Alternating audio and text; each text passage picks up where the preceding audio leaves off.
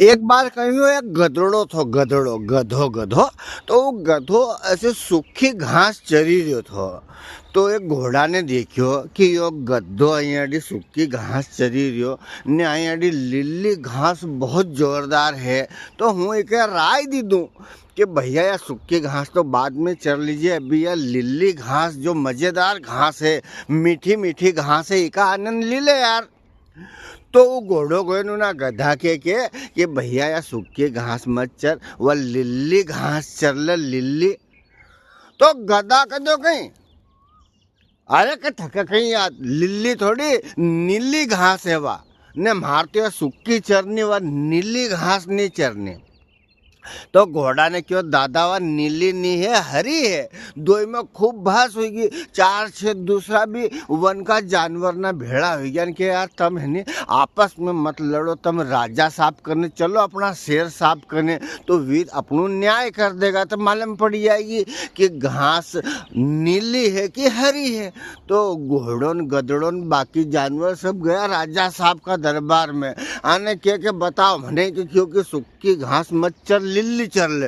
तो यूं के घास हरी नहीं रे लिल्ली रे। तो राजा साहब ने क्यों कि वो सही कीड़े पेला नहीं ना घोड़ा के पकड़ो और एक 50 कोड़ा मारो। तो ना घोड़ा का पकड़ लो ना चो खूब सड़ा था 50 कोड़ा मारिया आने ना गधा का क्योंकि तू तो घर जा ने थाम मन पड़े तो सूखी चर ने थाम मन पड़े तो नीली चर वो चली गई। फिर ना घोड़ा ने क्यों कि राजा साहब हम तमार जंगल का राजा खान बहुत अक्ल बन समझा तमारे तमने उन्हें उके छोड़ दियो उनकी बात मान ली, मारी नहीं मानी, मारे उल्टी सजा देवी दी।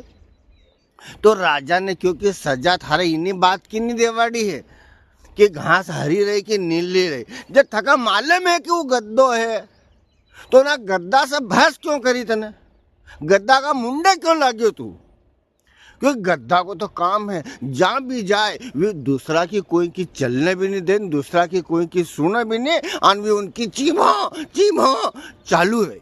वे ब्याह में जाए, वे नुक्ता में जाए, वे पौने में जाए, वे मरिया में बैठवा जाए, वे खेते जाए, माले जाए, बाजार में जाए, घर में रहे बाहर रहे, दोस्त नामे रहे, जहाँ भी जाए उनकी खेड़े उनकी चलने दो तो ठीक है, नहीं तो तमाशा बहस करे, हर बात पर बहस करने का लिए उनका पास में मुद्दा तैयार रहे। तो समझदार वो नहीं है कि उनसे बहस करे, समझदार वो है कि उनके छोड़ो और अपना काम से काम रखो। जय राम जी की।